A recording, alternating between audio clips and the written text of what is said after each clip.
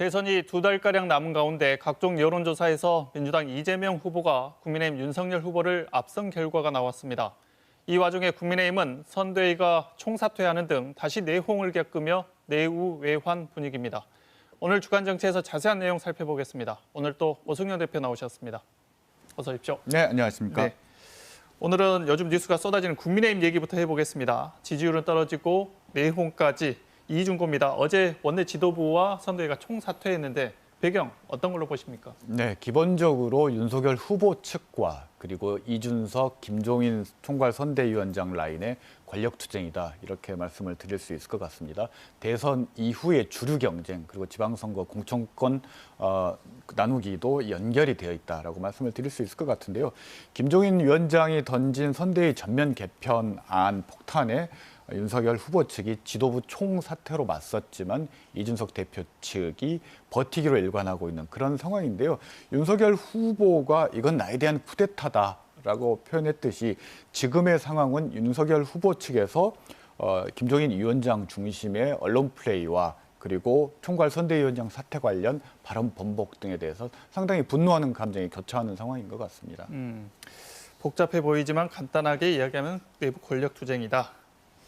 김종인 위원장 윤석열 후보에게 연기만 잘해달라 뭐 이런 얘기를 했어요. 밖에서 보기에는 두 사람 간의 힘겨루기로 보여지는데 숙고 중이라 하잖아요. 결국에는 윤석열 후보가 고개를 숙이고 들어갈까요? 어떻게 보십니까? 일단 김종인 위원장의 발언은 후보의 존재감을 무력화시키는 부적절한 발언인 것은 분명한 사실입니다. 그렇지만 의도적으로 총괄 선대위 개편안을 관철시키기 위해서 윤석열 후보를 좀 거칠게 다루고 있는 그런 측면도 있는 것 같습니다. 윤석열 후보 입장에서는 이준석, 김종인 투톱 라인을 받아들이면 봉합은 되겠지만 주도권은 사라지게 되는 거고요. 후보 중심의 단일한 선대위 체계를 하게 되면은 승리 가능성이 낮아진다라는 그런 딜레마 상황인 것 같은데요. 윤석열 후보 측에서는 2012년 선거 40여일 앞두고 박근혜 후보와 김종인 당시 위원장이 결별했지만 선거에 승리했다라는 전례들을 많이 언급을 하고 있는 것 같습니다. 윤석열 후보 지지율 빠진 게 이재명 후보로 가지 않은 부분에 대해서 주목하는 분들이 꽤 많더라고요. 결국에 유보층으로 빠지거나 아니면 안철수 후보로 옮겨가서 언제든 윤석열 후보의 상승 여력이 다시 집결하면 높아질 수 있다. 이런 해석들을 내놓던데 어떻게 보세요? 네, 매우 정확한 지적이라고 할 수 있을 것 같은데요.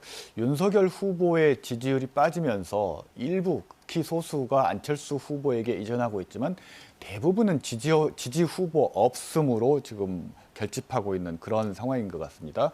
KSOI의 여론조사를 보면 특히 20, 30대의 경우에는 지지 후보 없음이 40.5%에 이르고 있다는 겁니다. 이재명 후보의 지지율 상승은 별로 없고 윤석열의 지지율과 중도층의 이탈이 현재의 여론조사 결과를 설명하는 핵심적인 요인인 것 같고요.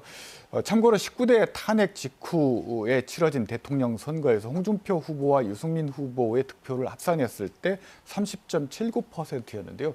이는 20대 총선 새누리당 정당 득표율 33.5%와 비슷한 수치라는 겁니다. 보수 유권자의 결집력을 민주당에서는 결코 가볍게 봐서는 안 될 겁니다. 일부에서는 후보 교체 얘기도 나오는데 이게 가능한 얘기인가요?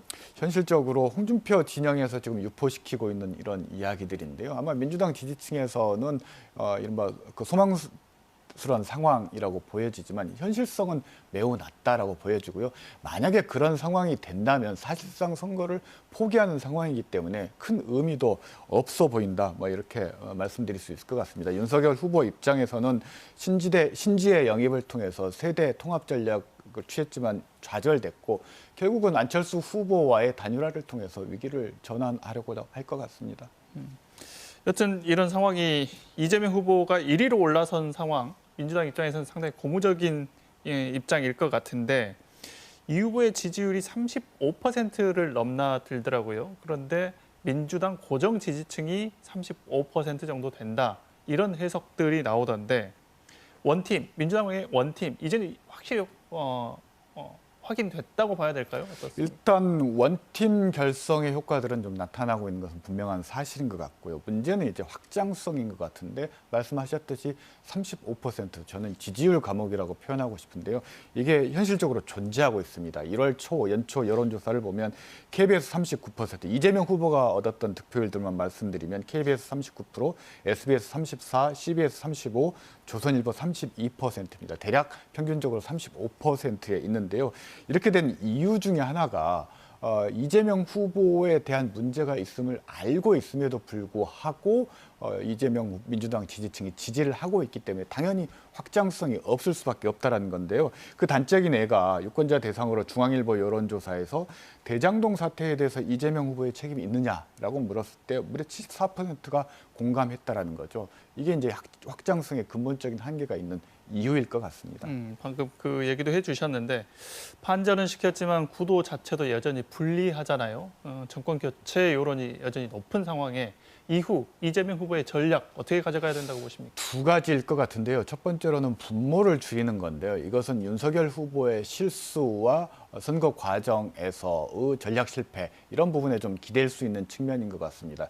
윤석열 후보의 국정 수행 능력의 부족 이런 부분들을 민주당 입장에서는 계속 공격해서 중도 보수 유권자층의 투표 참여, 탈동원을 좀 촉진하는 전략이라고 할 수 있을 것 같고요. 두 번째로는 지지율 35% 감옥을 벗어나기 위해서는 본인의 능력으로는 확장성이 떨어지기 때문에 연합을 통해서 돌파할 수 있을 것 같은데 안철수, 김동연과의 단일화 통한 통합정부 구성도 하나의 아이디어일 것 같습니다.